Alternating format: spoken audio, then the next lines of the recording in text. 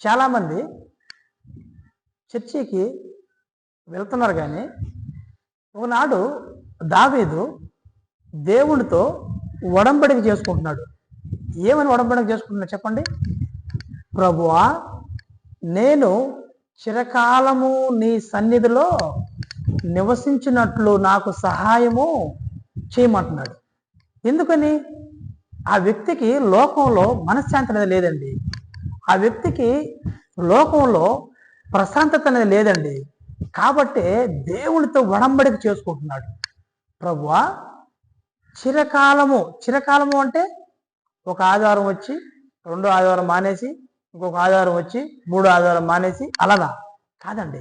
చిరకాలం క్రమము తప్పకుండా ప్రతిరోజు కూడా నీ మందిరములో నివసించినట్లు నాకు సహాయము దయచేయి ప్రభువా అని దావీదు వేడుకుంటున్నాడండి. మరి నీ సంగతి ఏంటి?